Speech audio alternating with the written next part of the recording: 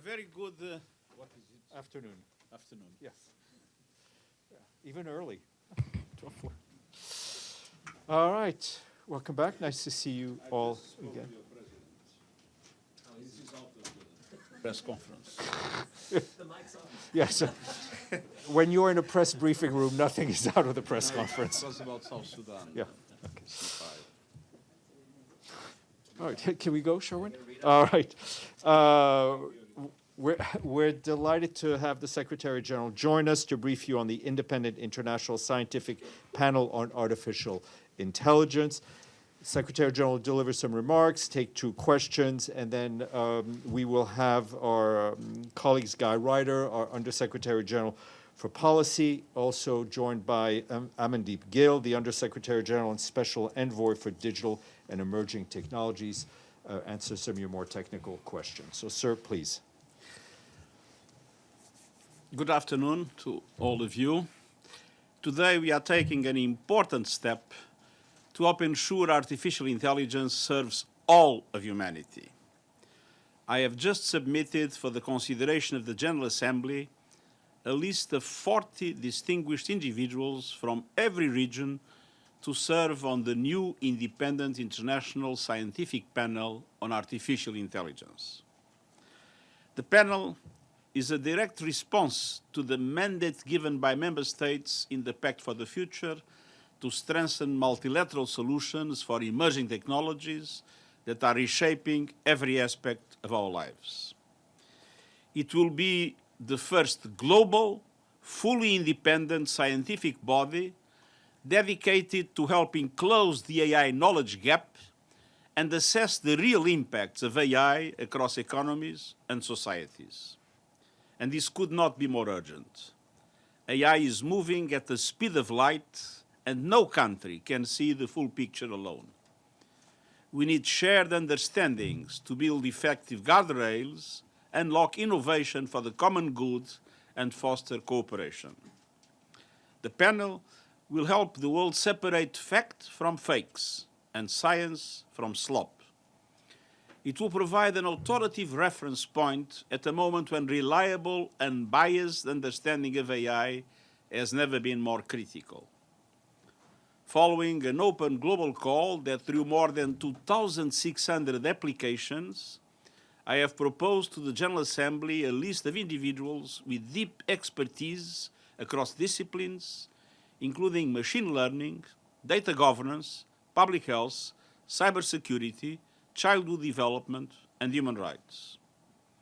All members will serve in their personal capacity, independent of any government, company, or institution. The panel will work on a fast track. Its first report will be expected in time to inform the global dialogue on AI governance in July. AI is transforming our world. The question is whether we will shape this transformation together or allow it to shape us. At a time of deep geopolitical tension and growing technological rivalry, we urgently need common ground and a practical basis for cooperation based on science and solidarity. That is what this panel can help deliver. Finally, let me recognize the Office for Digital and Emerging Technologies, the International Telecommunication Union, and UNESCO for their vital support of this initiative. The 3 organizations will provide members to the Secretariat of the panel, and the Secretariat of the panel will be coordinated by my special envoy, Amandeep Gill. Thank you. Okay. Sherwin, please.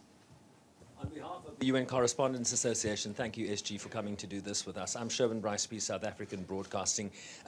Paragraph 10 of the Modalities Resolution says, requests the Secretary General to facilitate within existing resources and mandates appropriate Secretariat support for the panel and the dialogue by leveraging the United Nations system-wide capabilities. As you and I both know, there are no resources. We talk about July's AI dialogue on global governance. We also talk about running out of money in July. So how is a system that has no money going to support this AI panel?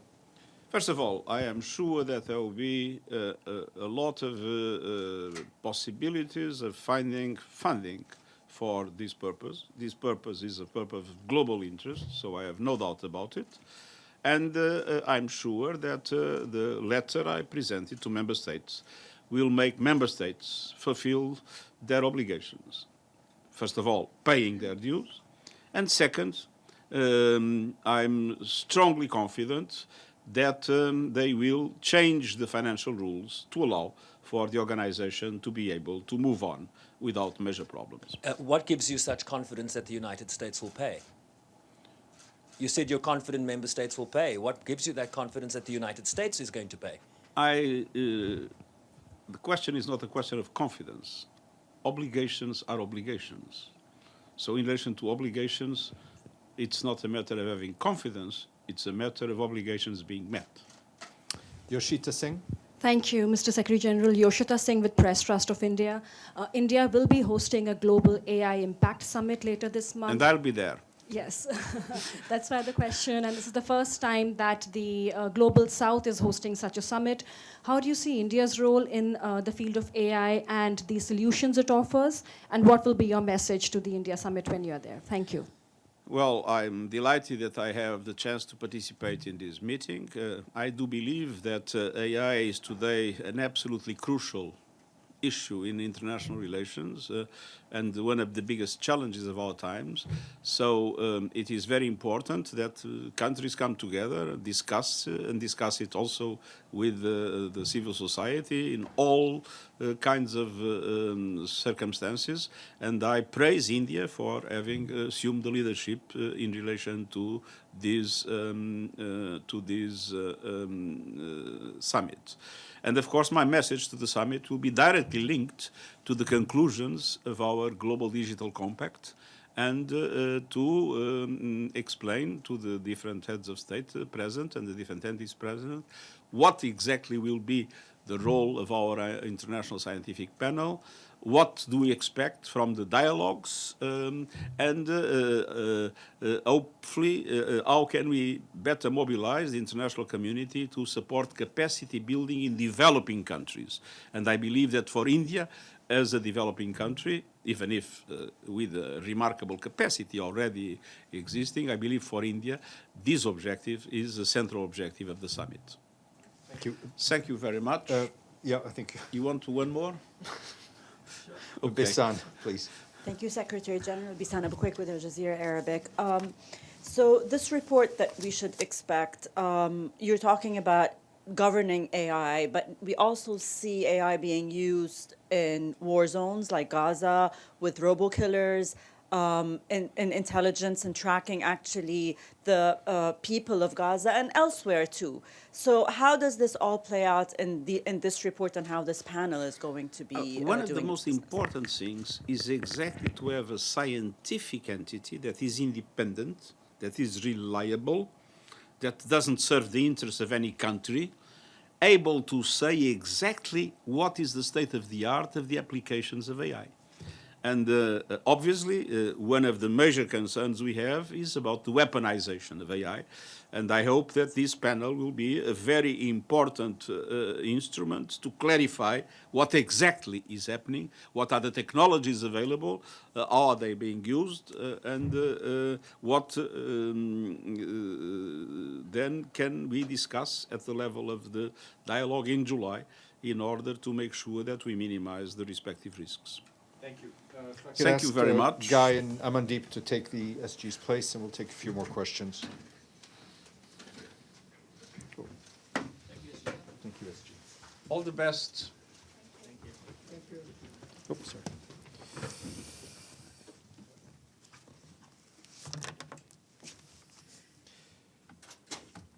All right, any more questions?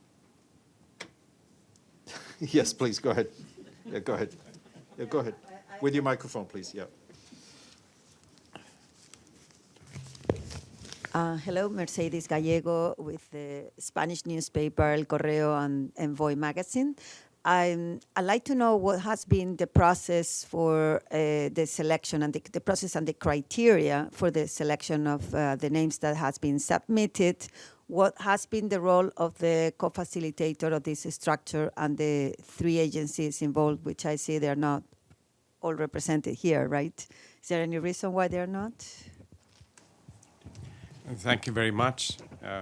Those agencies are based in Geneva and Paris. So, we have considerations around time zones and availability, but they've been fully involved with the process of selection. So as you know, this started with the nomination. There's a 6-week-long window that was opened up in September and October for nominations of candidates. We received around 2,700 candidates, geographically diverse, covering several areas of expertise. And then these candidates were assessed on very strict criteria, which were described in the resolution that you, sir, had mentioned. So we shortlisted the candidates based on their outstanding expertise in artificial intelligence, and then also looked at the adjacent areas of applications where the impact is being felt. So an interdisciplinary perspective was adopted in terms of these assessments. And the 3 agencies concerned, ODET, ITU, and UNESCO, presented a long list together, which then went through another set of review by the entire UN system, so that we could look at some of those adjacent areas. So in the end, we took a short list which followed the criteria laid down in the resolution, including due consideration to member state nominees, geographical representation, gender balance, and came up with this list, which was approved by the Secretary General. In terms of the gender balance, I just want to highlight, this is a panel with 19 women and 21 men, so balanced, and also with outstanding expertise. You have someone who's the most quoted computer scientist in the world. You have a Nobel Prize winner, a Turing Award winner, and several other outstanding individuals whose expertise is globally recognized. And the role of the relationship with the co-facilitators of this framework, Spain and Costa Rica, I believe. So Spain and Costa Rica were the co-facilitators of the modalities negotiations. So their job was successfully concluded in August when this resolution was adopted. Now this panel and the dialogue, which are the 2 mechanisms whose modalities have been negotiated, will continue their work. For the panel, for example, we have 2 co-chairs, Estonia and El Salvador, who will take forward the work. And the work of the panel will be internally organized. SG mentioned it's an independent panel, so it will select its chairs. It'll organize its own work. So the diplomatic process, which was chaired by Spain and Costa Rica, concluded last year, and now this is the implementation phase, which moves forward under its own modalities. Thank you. Noreen? No. Linda? Thank you. Linda Fasulo, NPR at the UN. My question is in general about what kind of commitment, time commitment, for example, are these panelists providing to the panel? And are they, you said, I know they're independent, they're serving in their personal capacities, but are they being compensated, and how will they work to make this all happen? Thank you. So you're right, they are committing their own time to this. They will not be compensated for this. And their role is described in the modalities resolution.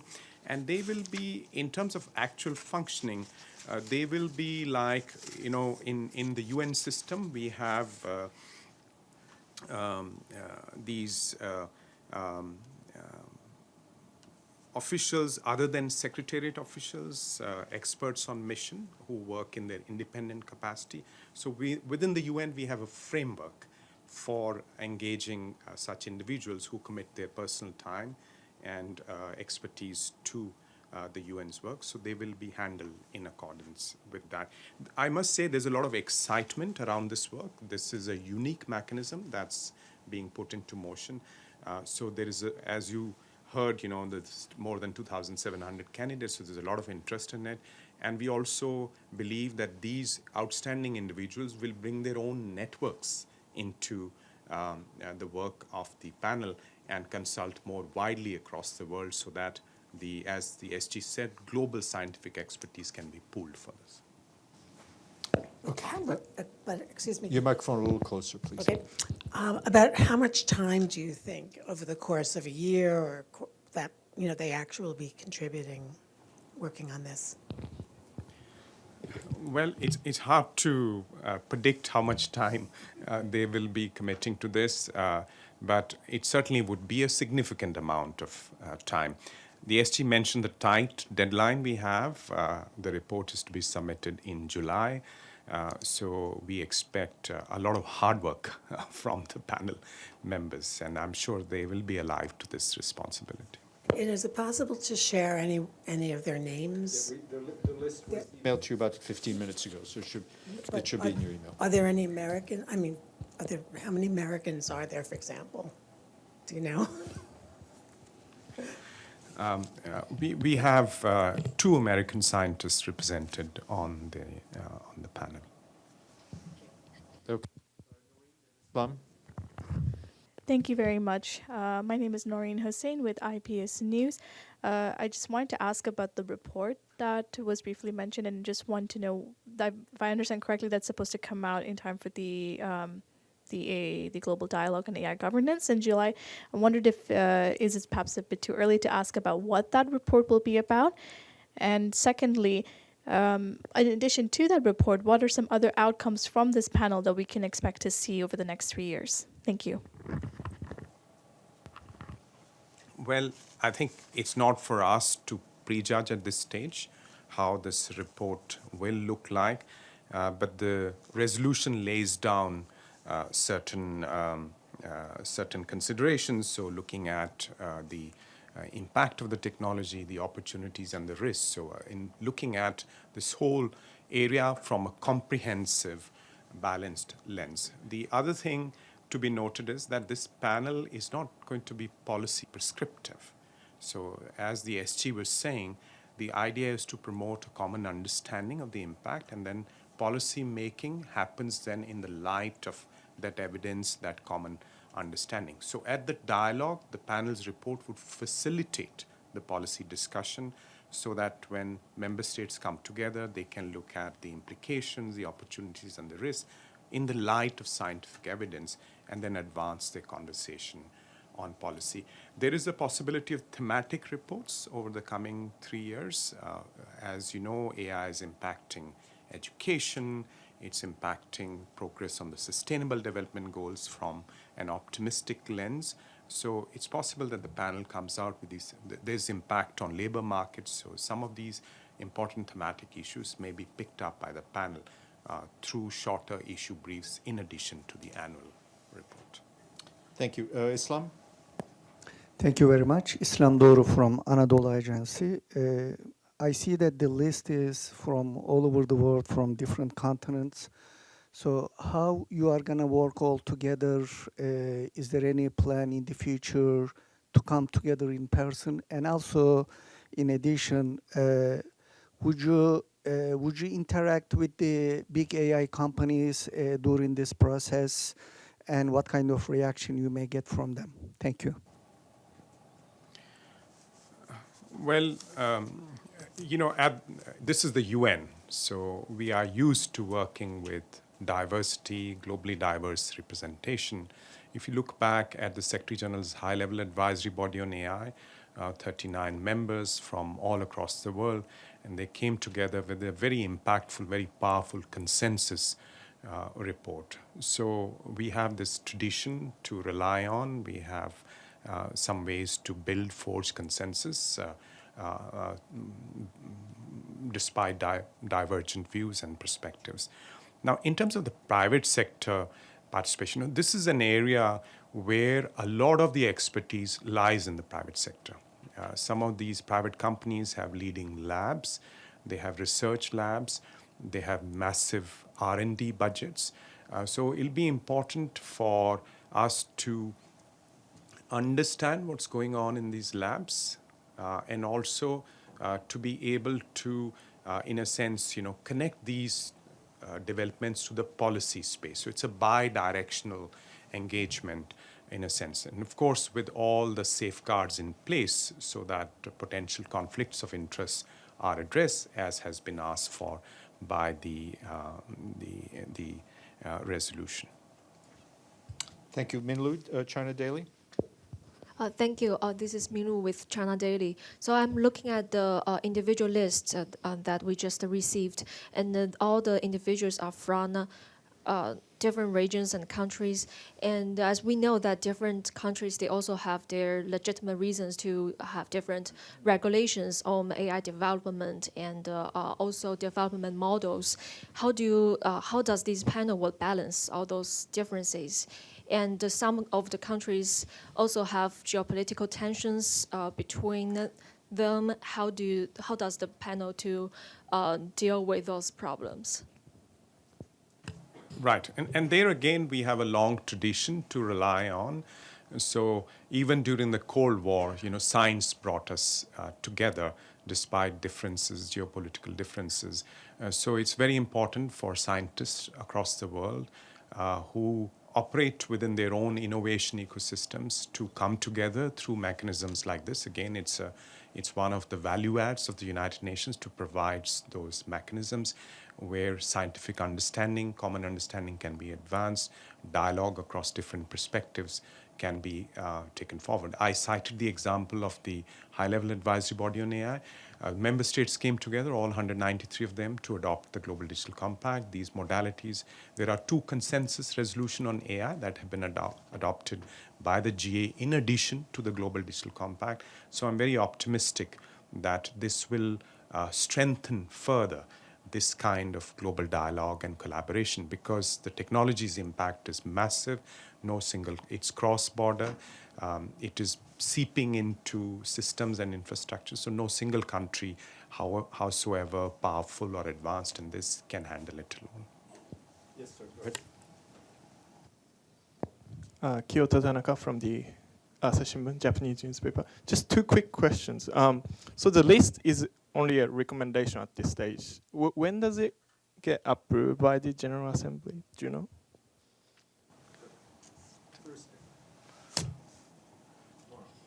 Thursday next. So next week. it's 12. Okay, sure. Yeah, And next week. the other thing is that the global dialogue event, that we know that's going to be happening. The first one is going to be happening in Geneva sometime this year. But you said that the report is going to be submitted by July. Does that mean that the event is going to happen in July, or do we know when that's going to happen?